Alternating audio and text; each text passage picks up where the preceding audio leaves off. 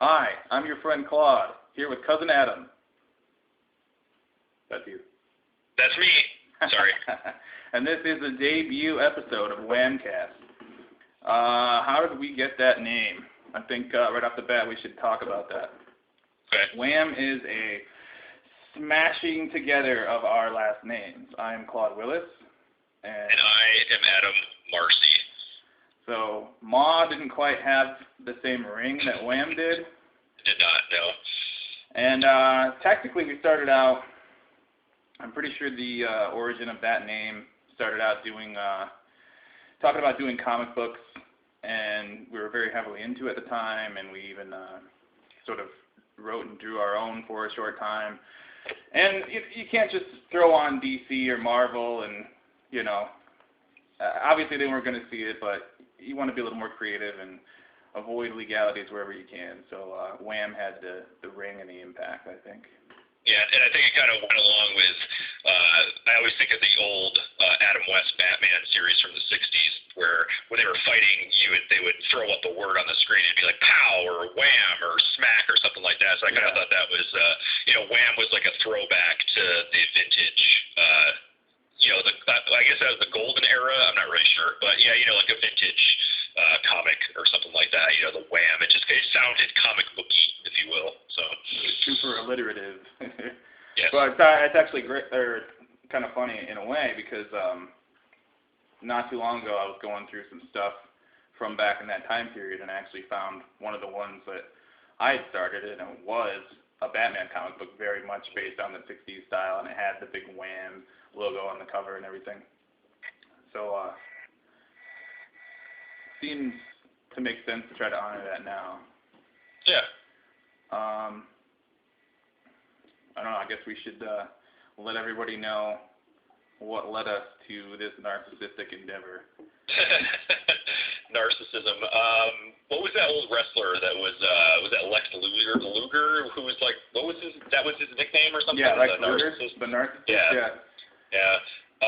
Well, I guess like what I would say, and I'm losing your audio a little bit, so I don't hear you. I'll just ask you. I'm getting a little weird as well. But yeah, I didn't hear you say that. Sorry. A little difficult. Definitely a theory. Okay, there we go. I got you back. All right. Background noise. Okay.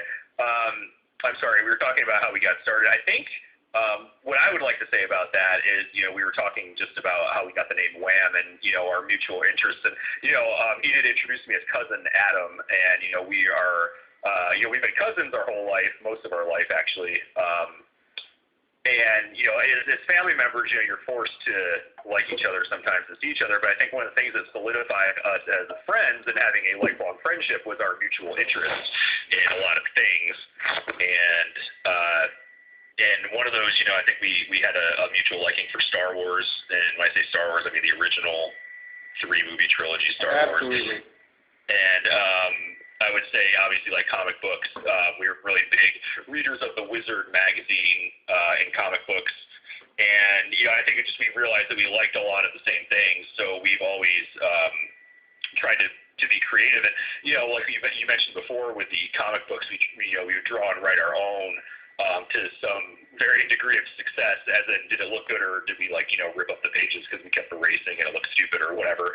And I think as we got a little bit older, we kind of, our creativity kind of broadened a little bit. I mean, I know you were always into art, and I was into art too as well. It kind of ties in with the comic books and everything. But I kind of thought we had some ideas for movies that were, that could have went off. And, we've had various interest in doing, writing scripts for a TV show or doing like a web series or something like that. So I think, we've just always had this interest to be in like some kind of entertainment, endeavor. And I think that's what kind of kept, our mutual interest going. I think, if we can't really create something, we watch and read and experience a lot of things. I think we can talk about a lot of things, and that's just on the entertainment side of it as well. Right. I mean, I know we talked about before, our podcast isn't going to just be about entertainment topics. I think we're going to delve into current events and, relevant political issues, and we kind of want to give you like an everyman's perspective, so to speak. We're just random citizens, and we have our opinions, and we want you to know, what we feel about it. So That's where really my 2 cents on the subject. What do you think you want to add to that?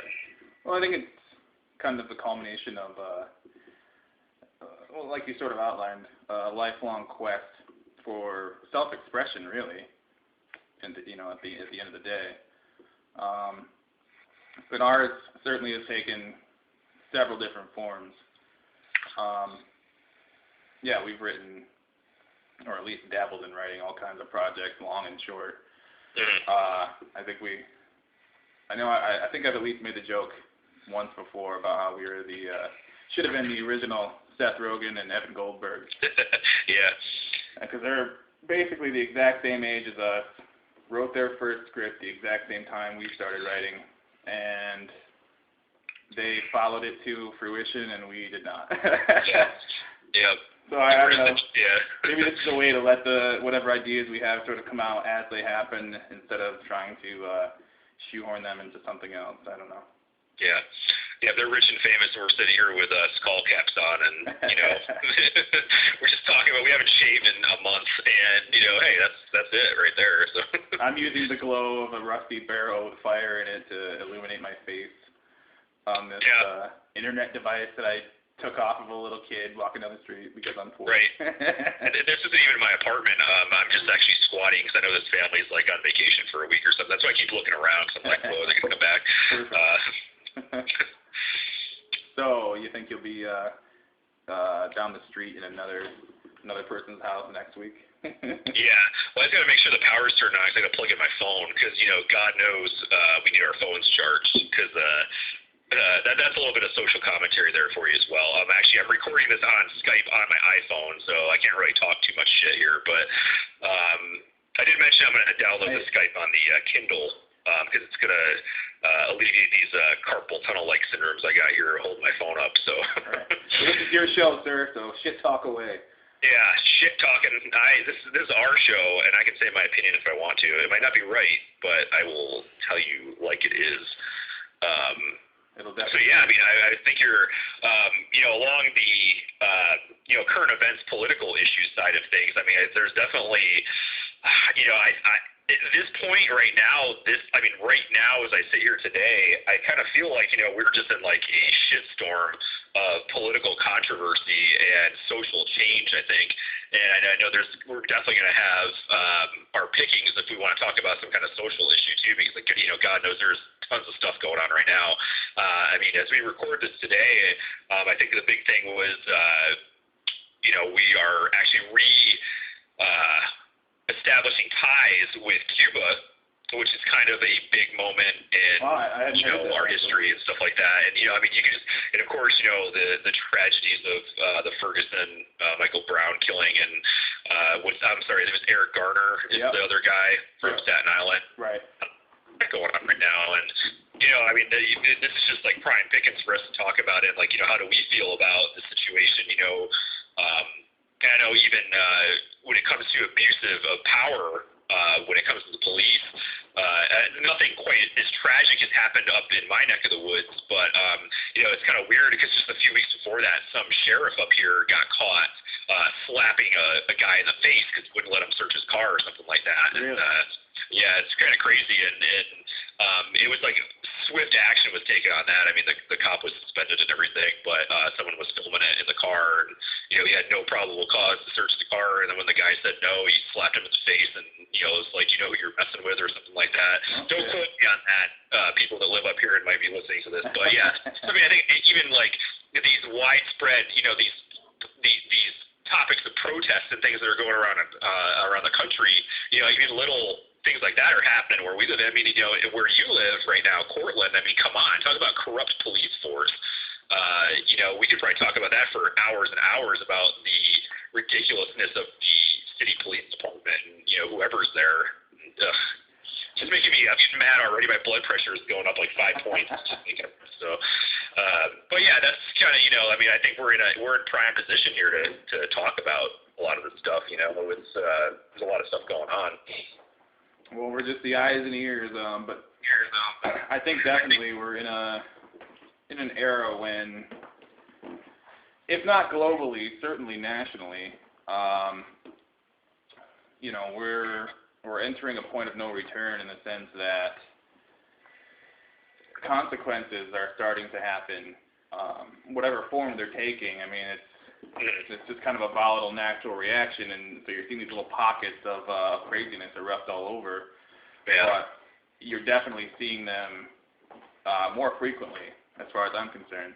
Yep. And I don't think that's going to slow down anytime soon. I mean, we've been on basically a freight train for, I guess really a bullet train, of I don't know, disparity, with the way unchecked capitalism has been allowed to sort of just swallow everybody whole. So I think what is behind all that when you get such an unbalanced situation is, you have extreme polarization of classes, which, of course, eventually will erupt in violence. And it's just kind of, the lessons that we failed to learn time and time again from history. And here we are now, living it all over again. We're the modern Rome. Yeah, and, a lot of people,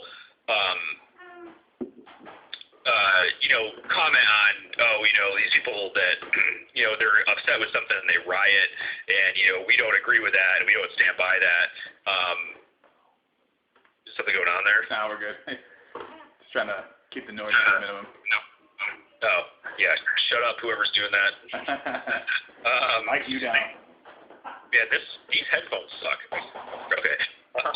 Anyway, I was saying, I don't really, condone violence in any way. I would probably identify as a pacifist myself, actually. But, at the same time, I understand because people that are put in these situations, and it's like some injustice, I mean, that's like the only way these people feel like they can be heard. When something like that happens. Like I said, I think violent protest is not the way to go when it comes to things like this. But, it's understandable why it happens. Right. People just feel so helpless, like they can't do anything to be heard when you, in fact, can. But, in the heat of the moment, in situations like that, it's bound to happen, and it's unfortunate. But, I mean, look at how our country started. I mean, we were openly revolted, and, Right. So, I mean, it's obviously the context is different because it was, I live in more of a modern society, technology and whatever. So yeah, you're right. I think it's been kind of a bullet train, and there's really no stopping it now. I mean, I think it's just we're on the verge of so much change, and it's people, they demand to be heard, and they're not taking no for an answer anymore. So. Well, it was Thomas Jefferson who said that every generation there should be a revolution, and we are vastly overdue at this point. Yeah. Because people don't really want to be, in a sense, we're our own worst enemies. Because, and I'll admit to this myself, I don't want to have to aggressively, police every local politician or national politician or whoever from my district or whatever. I guess. In terms of the way the government's set up, the ideal citizen, especially now, would just be spending 24 hours a day monitoring every facet of political activity. And it's draining, it's exhausting. And I think that, people want to just be able to trust whoever they vote for to do what they say they're going to do.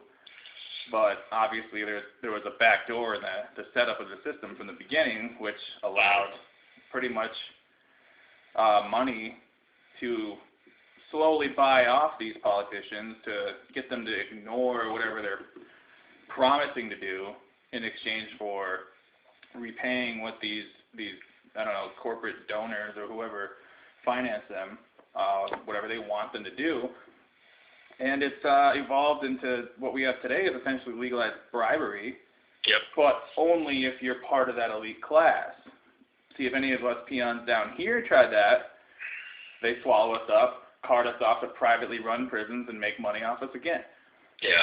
So I think you're right. I think a lot of these things start nonviolent, and we're supposedly allowed to peaceably assemble. But what we have a lot is you have the militarization of police, especially post 9/11, where the the military-industrial complex has gotten out of control. They just manufacture so much equipment and end up, in quotes, donating it to, police departments. And all of a sudden you got police with, everything short of, tanks and, police are having drones now. They've got, body armor and all these crazy things that you traditionally don't think of police having. So I think that seeing that kind of provokes these peaceable protests into, a heightened state. It kind of pushes them past where they need to be.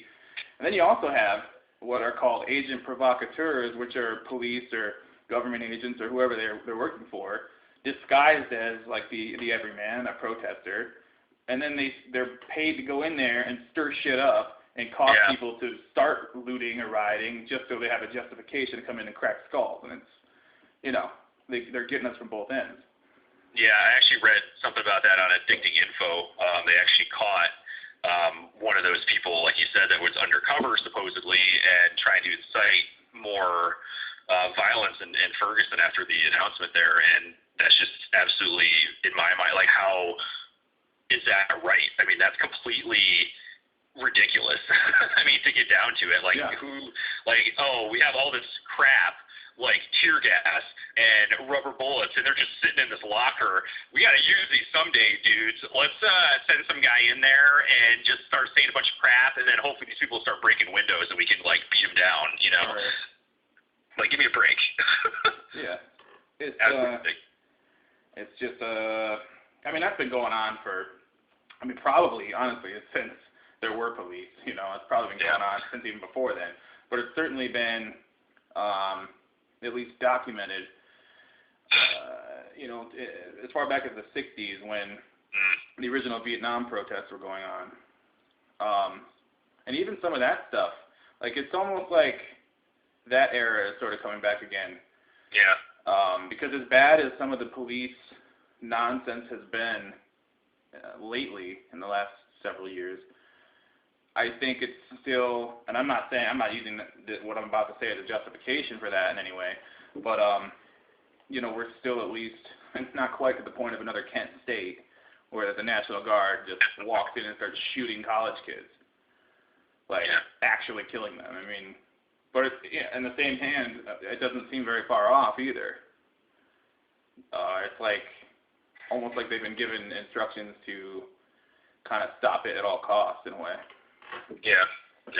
Well, it's funny too. You say, these things start out as peaceful protests, and we have these so-called rights to peacefully assemble. The catch to that is that a lot of times you need a permit to peacefully assemble, or as soon as you are peacefully assembling on a street or a sidewalk or a crosswalk, you immediately get arrested for, quote unquote, disturbing the peace or, something like that. It's just, there's so many layers to this where it just gets there's so much injustice with it, and it's oh, you mean I have the right to peacefully assemble? That's a constitutional right, but I got to apply for a permit? Or to me, rights are rights. You don't vote on rights. You don't have some kind of special catch. You have to practice your rights. They're rights. That's what it comes to. It's stupid. But it seems as if apparently it's you're only allowed to peaceably assemble on somebody's small patch of privately owned property that's far removed from the organization that they're trying to be heard by. Occupy Wall Street, were they supposed to go out to the garbage heap on Staten Island and just use megaphones or whatever, call the Goldman Sachs and yell at them that way? It's absurd. The point of peacefully assembling is to be disruptive, but not to be violent. That's the whole idea.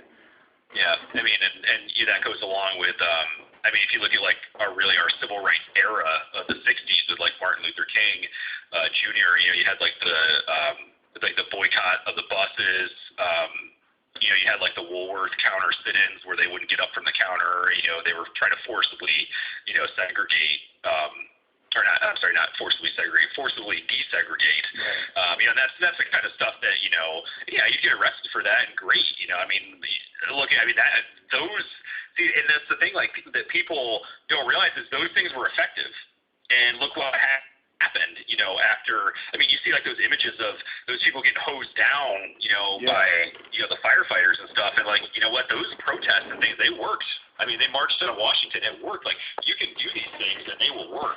At a point, you know, if it continues, you know, and I think with all these recent events, if we keep, you know, doing it peacefully, I mean, most of that stuff was peaceful, though. You know, right. It wasn't them, you know, destroying public property or private property or whatever it may be. But you know, it'll work. So. Right. But. Yeah. So there's a good point to hit on. Peaceful protests do it, people. Right. Well, I mean. It's like anything else, you know. We've come to this point because in a lot of ways we've allowed for the erosion of many of our rights, you know, many of our privacies and our, you know, especially again in the post 9/11 world where everybody was scared shitless, so they basically wrote a national blank check to, you know, allow the government to do anything they wanted in the name of security and freedom. And, you know, anybody who even does a little bit of basic 7th grade social studies reading knows that that's the last thing you should do. You know, right. I guess I'm paraphrasing. I can't remember the exact quote. I want to say it's the Ben Franklin quote, but I could be wrong. But there is a famous quote that talks about how those who give up, you know, liberty and in the name of security deserve neither. And right. That's exactly what happened, and that's exactly why we are now dealing with whatever one of our natural-born citizens has to tell us about our government from Russia, because that's how far we've allowed the state to get out of control. Well, in kind of going alongside of that, I'm not sure if you heard about what happened today, but it's funny because you mentioned Seth Rogen earlier, his new movie, The Interview, right. With the Sony studio hack, whatever group is claiming that, was also threatening violence at theaters and stuff like that. And hook, line, and sinker, all the major movie chains decided not to show the movie out of fear of some random act of violence. And, you know, as far as you know, this could be just some college kid sitting at a keyboard messing with you, you know. Yeah. And that's basically, you know, the whole point of terrorism is to, you know, disrupt our way of life and not feel safe and not go out in public or go to a sporting event or go to a really tall building because you think someone's going to, you know, fly a plane into it. You know, that's the whole point of terrorism. And when you do stuff like that, you're feeding into it, and you shouldn't, you know. And I think that kind of goes along with, you know, we don't deserve security or liberty because we've given up, you know, those basic rights that we have to quote unquote feel safe, and we still don't feel safe. Right. So, you know, here we are, closing down movies. They're not closing down movie theaters, but they're not showing a movie out of some random threat. You know, I mean, obviously, if you've hacked Sony Studios, you have some kind of skill. And as far as I know, it could be a group of people. You know, and I don't want to, you know, obviously draw the ire of them, but that's the point. You know, you're not supposed to feed into that kind of crap. You know, you stand up for what I mean, and you're talking about, you know, a director or a writer of a movie that has their own views and their creative mind, and they thought that this was a funny premise. And yeah, I mean, I admit it's kind of like, you know, you're going to attract the attention of someone, you know, in the movie where you're assassinating a world leader that is obviously a parallel to an actual world leader. You know, you're going to get, I mean, at least that country, you know, pissed off about it. But, you know, that's the whole point of comedy, though. I think you don't take it too seriously. I mean, as soon as you start taking it like really seriously, then there's something wrong. But right. But yeah, it kind of feeds into like that. That kind of is parallel to like a current event that you were just talking about. You know, with the liberty and safety. You know, like we've given it up now. Like who refuses to show a theater or a movie in a theater because of some arbitrary threat from a hacker? You know, and come on. Right. Well, I mean, I have a two-pronged reaction, I suppose, to that particular film. I mean, when I saw it, I thought it was silly. I thought it was like, it's just like, why? Of all the things, what's the point? But it is what it is, and the other side to that is, at the end of the day, movies are art. Even, obviously it seems far removed from that with all the, the corporate control of that too. There's the big money and, focus groups and sanitizing everything to death to see what the whatever it is, the 17 to 34-year-old demographic thinks of, the first through third act and all that stuff. But at the end of the day, it still is art, and art is meant to be provocative. And, of course, you're going to provoke a reaction. So, mission accomplished. They really should just be standing their ground. I mean, whatever. Isn't Hollywood the land of, there's no such thing as bad press? I mean, right. Yeah, bad press is good press. Any press is good press, I think is the saying, or something like that. But right. Well, exactly. Since we were on the topic of movies, there's a couple of movie points I wouldn't mind touching on here that are sort of weighing on my mind. One of them is, of course, the new Star Wars trailer and all the reaction and analysis that goes along with that. As you mentioned in our background, is obviously Star Wars played a key role. The other one that I kind of want to get to first, just real quick, is all of the, in my opinion, I'm going to try to color my own opinion as little as I can here, but all of the hoopla and nonsense surrounding what may or may not be Ghostbusters 3, what form that may or may not take. What are your thoughts on this rumored all-female Ghostbusters movie? Well, obviously, this isn't like an opinion on, feminism or, equality or anything like that. I think initially, that is, Ghostbusters is one of the movies that we shared a mutual interest in and is still one of my favorite movies to this day. And, I thought Ghostbusters 2, obviously, the sequel rarely is as good as the original, and in this case, but I still enjoyed Ghostbusters 2. Just being a nostalgic person that I am, I try to hold on to a lot of these things that made me happy when I was a kid, because as an adult, you start dealing with the real world and whatnot, and I kind of go back into those times like, I want to sit down and I want to watch Ghostbusters, because I remembered how awesome I thought that was when I was 10. I mean, that came out when, that was 80, when did that come out, 82? 84. 84. So, we weren't even watching movies when that came out. But, it's one of those things I enjoyed. So I would have obviously liked to see Ghostbusters 3 to be a reuniting of the cast.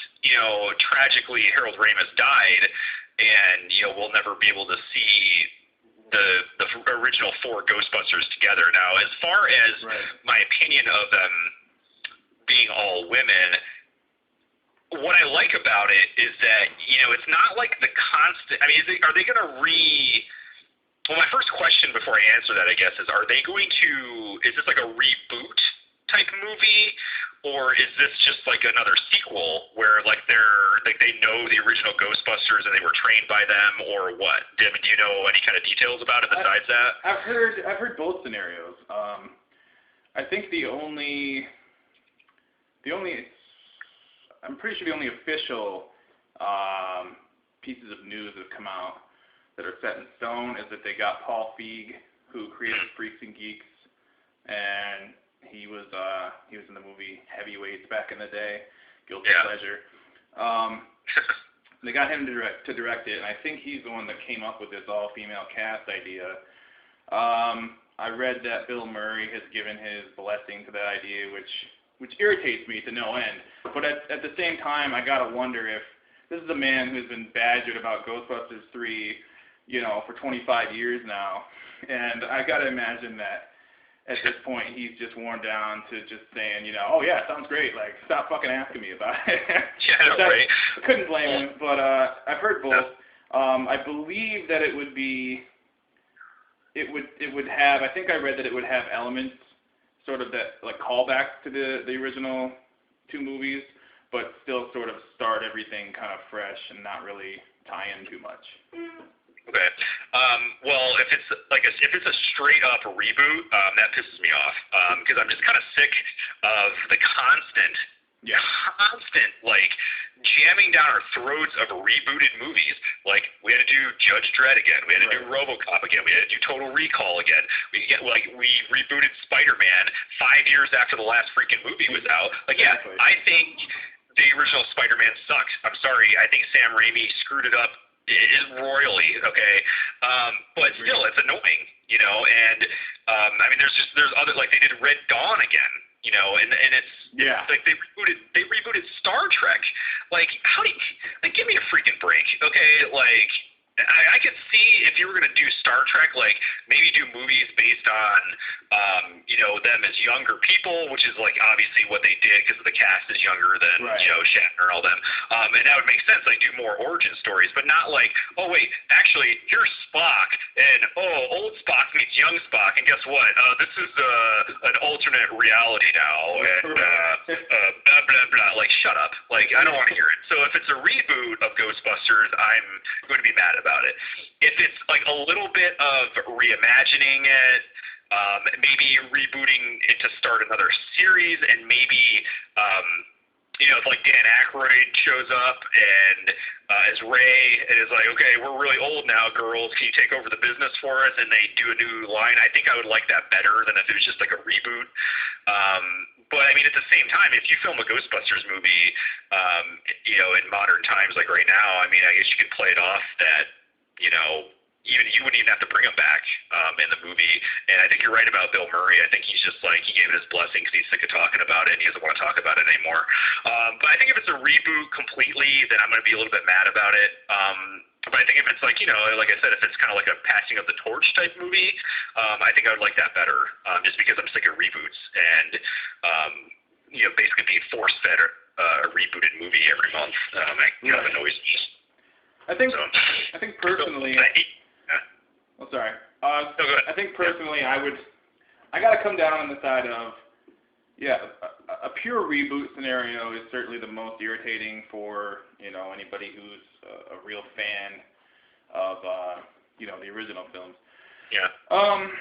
And I agree with you that it would be more palatable to pass the torch, to have a more gentle transition, if you will.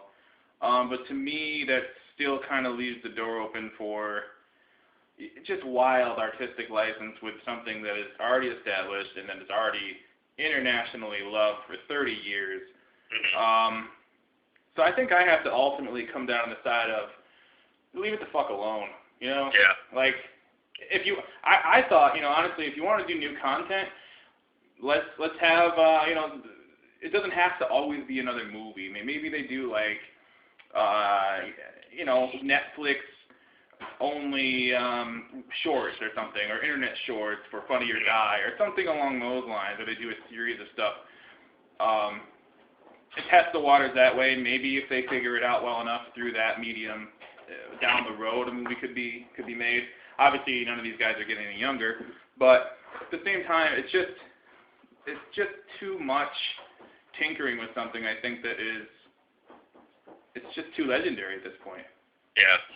Well, you know, I didn't realize that Leave It the Fuck Alone was one of my choices in the conversation. Because I think, I mean, when you say it like that, like I agree with that. I think, you know, it's better off just to, because even if it's not a reboot, you're right. It's just like we're taking something that's already been done and we're trying to get like a new generation of fans to like it. Like the Ghostbusters is the type of movie you don't need to like do something new to get the newer generation on board with it. Like that movie stands up to the test of time, regardless of you know who's watching. I mean, 50 years from now, a kid's gonna like that movie.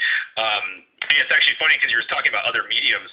There was a video game called Ghostbusters, and when that came out, they kind of played it off as like this is actually the third installment of the movie. And you know, I played the game briefly. It wasn't like story content that I didn't like about it. I think it was just the way the game was controlled and what you had to do. I think that's why I didn't really enjoy it that much. But it was awesome because they did all their voices. I do believe Bill Murray actually did lend his voice to his character in that. So, you're right. I mean, explored in another medium is a good option at some point too. I mean, and like onto the Star Wars topic, I mean, they've been exploring that, like with animated TV shows. They've had 2 now. You had like 3 or 4 novels a year come out. I mean, write a Ghostbusters book, maybe. You don't need to visually depict anybody. You can use, the character of Egon, even though the actor that portrayed him is dead. And it's like that's a good homage to the characters they played. So I agree. Yeah, I'd say leave it alone too. But if I'm going to be forced to see a Ghostbusters movie, I'm okay with it if it's not going to be a reboot completely. And then being female cast to me is irrelevant at this point. I don't care either way if it's male or female. And I think they're kind of playing it off like, oh, it's an all-female cast, and they're using that as like some kind of shock value to get more publicity about it. And I think that's stupid. Well, I agree. That's just me. Ultimately, I don't give a fuck either. What the gender of the cast is or whatever. But to me, it just reeks of gimmick. It reeks of it's just a trick or a stunt. To me, ultimately, what it comes down to me is any kind of stunt or gimmick is disrespectful to the property itself, and maybe that's a little too. I'm taking it too seriously. It's a movie. It's fiction. Whatever. But like I said, it's existed for 30 years for a reason. People have kept it alive and appreciated it and passed it on for a reason. Yeah. And I don't think resorting to stunts or gimmicks is necessary in any way to make a quality film or to do it justice. But getting to Star Wars, ironically, they kind of tie together, I feel like, because with the stunts and gimmicks, yeah, totally. Well, stunts and gimmicks, but also I think the attempt to just not let this die is sort of following the trend in the past that Star Wars trailblazed and laid down. Because I was talking with somebody I work with recently about the dark time, I guess between about 1985 when the last original Star Wars figure stopped being produced until about 93 when they were kind of remastered and re-released. And I remember that, yeah.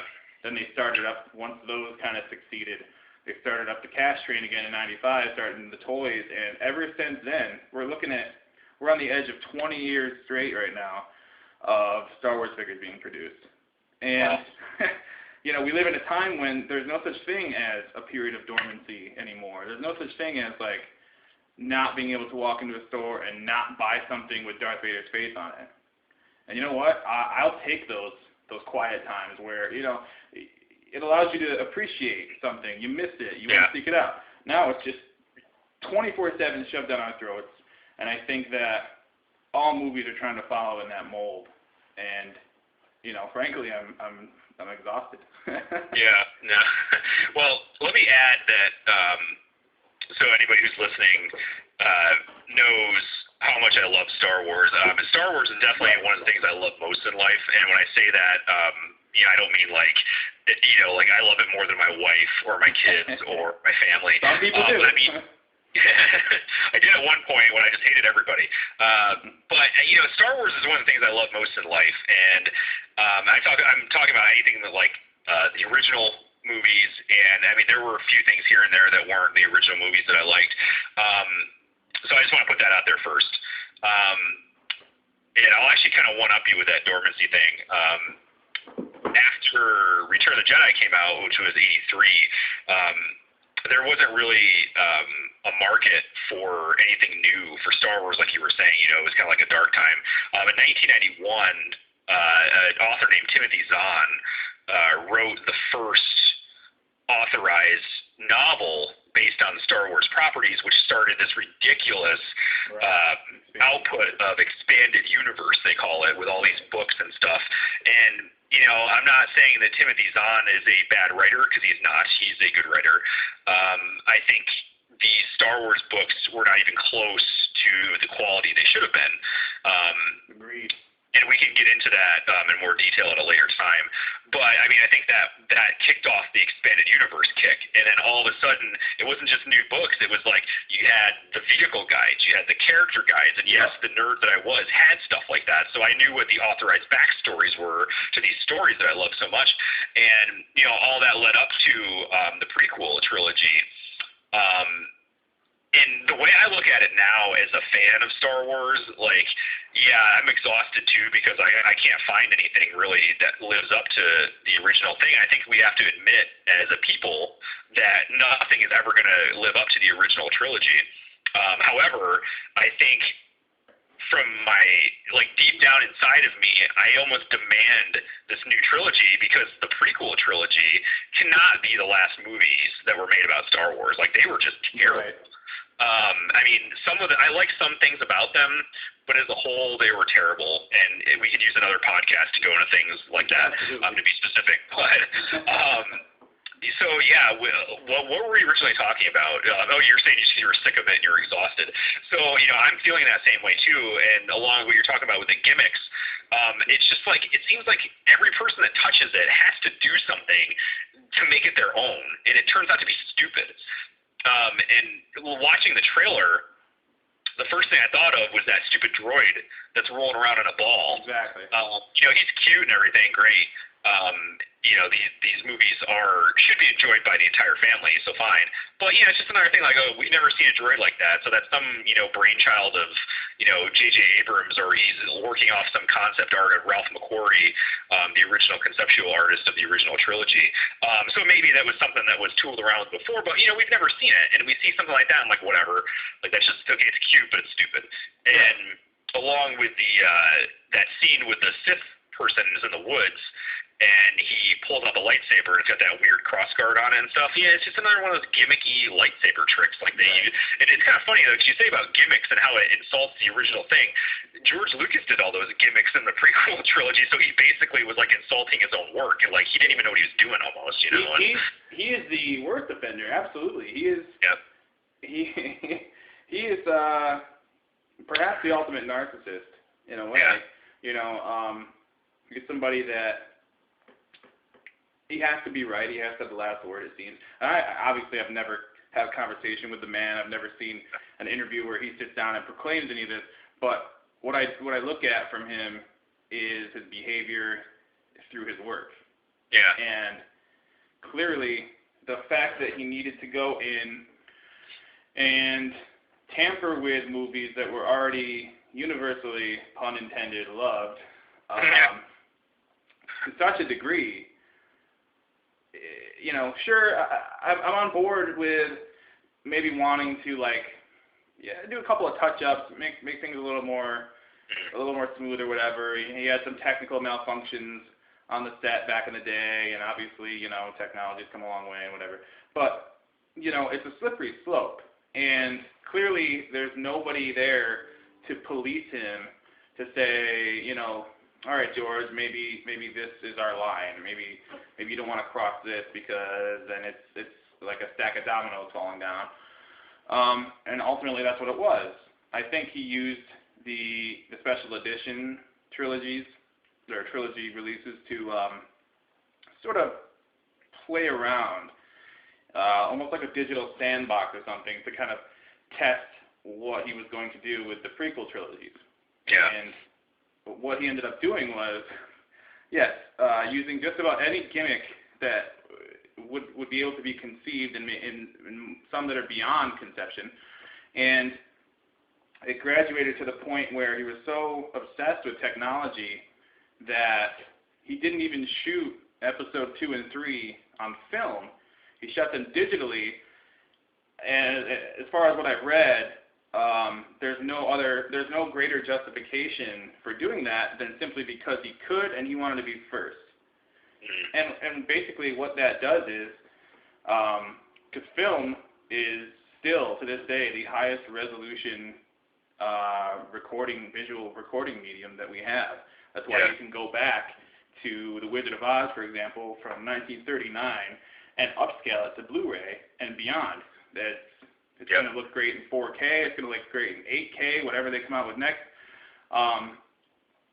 And you could still do that with the original Star Wars trilogy. You can do that with Episode 1, but you can't do that with 2 and 3. They're confined to 1080p or whatever the limits of the medium they were shot on. And it's like shooting yourself in the foot just for this fleeting technological achievement. So it is very, very infuriating. I know I carried us off on a George Lucas tangent, but, you know, we were talking about narcissism, so I think it all ties in. I just wanted to add, too, that I'm clearly a fan, or else I wouldn't be able to speak in such obsessive detail. Yeah, exactly. Lest anybody think that I'm out to just bash with no rhyme or reason. But I think it's the fans who get hurt the most in these scenarios, like with the Ghostbusters and Star Wars stuff. Yeah. Well, I think, too, we're going to be obviously the ones that are let down the most when it doesn't, chalk up to it. The one thing I can tell you, though, even though, I'm so up and down about J.J. Abrams because he's done some things that I really liked, and he's done some things that I think suck. And he wouldn't have been, like, my choice to do the movie, to reboot, or not reboot it, but to continue the franchise. But anyway, I think the one thing that I can safely say, though, is that this trilogy is going to be nowhere near as bad as the prequel trilogy. So I think as long as I keep that on my mind, then I'm not going to be too disappointed with it when I see it, because I know it's not going to live up to the original. It's going to be awesome to see the original actors refilling or replaying their original roles. I think that'll be awesome. And from what I've seen, even though the trailer is kind of like whatever, I do like the fact that it's like original imagery. There's a lot of original sound effects. I think because he's a self-proclaimed Star Wars fan himself, so I think he kind of can get into our head and get into the seat and be like, well, if I was watching this, what would I like to see? So I think we're going to see a lot of at least iconic imagery. Not so much. I don't know. There's so many rumors about the story, and there's so many rumors about this and that. Like, I can't even get into it right now. But so I think as long as I keep that in my mind, that it'll be better than the prequel, but not as good as the original, I don't think I'll be disappointed. So I'm actually pretty excited about it. And there's a lot of stuff that on our upcoming podcast that we can talk about with just Star Wars. Let alone all these other social issues or any other entertainment form. So I think we should keep that in mind. We have a lot to talk about, so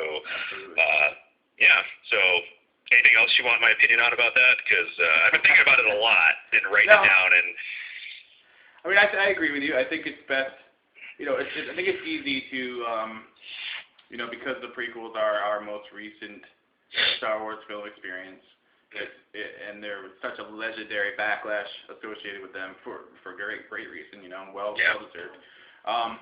But I think it's easy to get sucked into just kind of staying negative in terms of all things Star Wars, and I think it's a nice opportunity to not do that, to kind of detach from that and let those be what they were, and kind of stay optimistic.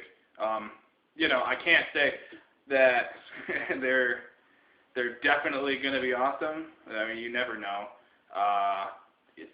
Just when you think they couldn't get any worse, stranger things have happened or whatever. But I do think in the fans' favor in terms of this particular movie or series of movies, we have a nice insurance policy in the form of that legendary backlash against the prequels, and the fact that at least J.J. Abrams is, a fan and is interested in being respectful to the source. Yep. So, we got Mark Hamill back, so. Right. As long as they're all back and, kind of, I think this is probably going to serve as the torch passing that you mentioned in the Ghostbusters discussion. Yeah. And that's fine. But, if we get to see those guys again, I'm almost willing to give a lot of leeway. Yeah. I think you're right. I think I will give it a lot of leeway. And I'm going to be, it stinks, too, because we're not going to get another glimpse of this until the Avengers movie comes out in May. That's what Disney announced, that the actual trailer for the movie, not the teaser, but the actual trailer is going to come out in May with Avengers. So and actually, which is good because I really want to see the new Avengers movie. So I'm not going to just buy the ticket and walk out after the trailer like some psychos do. Sorry if you do that, but you're a psycho if you do that. That is an absolute waste of money. It's kind of funny because I wrote that article on my hub page about how the Batman movie from 1989 was marketed and how people would go in just to see the trailer and leave and like all those. That's like, you gotta be kidding me! Like, just watch the movie. Like, you got nothing better to do. I mean, you're that much of a Batman nerd. Like, you're not going home to anything better. Just sit and watch the movie you paid for the ticket for. But hey, so that's a win-win right there. Like, I'll see the trailer and be able to stay for the movie. So I kind of lost you there. Sorry, I'm moving around. So yeah, definitely. Before we go here, we're definitely going to be talking a lot about Star Wars and a lot of things that we find to be entertaining, if you will. Any kind of entertainment like movies, shows, books, video games. I'm married now, so I don't play video games as much, but I still got my ear out there for things, and I've got kids too, so they'll be my guinea pigs. Right. So. What else are they good for, anyway? Just a bunch of money grubbers. They don't even know what's good for them. I love them, though. Okay. So now that's recorded for posterity, and there's no way to claim otherwise. Shit. You better edit that out now. I'm just kidding. I joke about everything, so I'm rarely serious. If you can tell I'm serious because I'll say I'm serious before I say something. That's about it. I am serious. Yeah, completely. So anything, I got to actually get going here in a few minutes. Anything you want to add about any upcoming podcasts? When do you think we should expect the next one, our friend Claude? Well, I'm not entirely.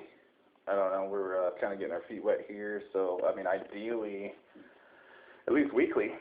So, hopefully, a week from today, or not sure whether we'll do it on Wednesdays or Sundays, and at least try to have it uploaded by the following Monday. We're just feeling it out. Hopefully, we'll get a feel for our flow and work out our plans and keep it from being too terribly boring. Yeah, we're rarely boring, so I don't.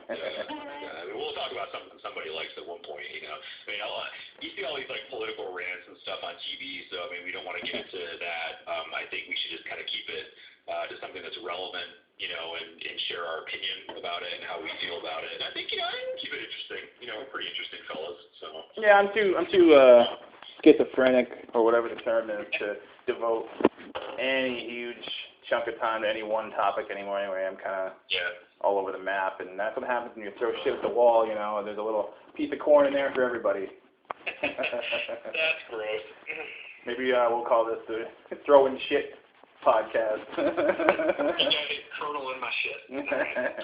All right. Well, on that note, I suppose. Actually, I'm not down with that. We're not going to do that. WAMCast is fine for now. All fine. Okay, well, I'm going to call it quits then for now. I guess. Anything else you want to chat about real quick? No, I think we'll stop there and kind of evaluate our performance. Awesome. Yeah, it's past my bedtime anyway, so. All right. Someone's waiting at the door to come in here, so. I see that pumpkin forming. Well, until next time then, that was our debut, getting our feet wet of WAMCast. That would be Season 1, Episode 1, December 17th, 2014. Right. Yeah, I don't even know what year it is. Still 2014 for just a little bit longer. Doggy. Almost done with it. Where'd that year go by? Holy crap. All right, well, on that note, I am your friend Claude. And I am the cousin Adam. And this has been WAMCast. Thanks for listening.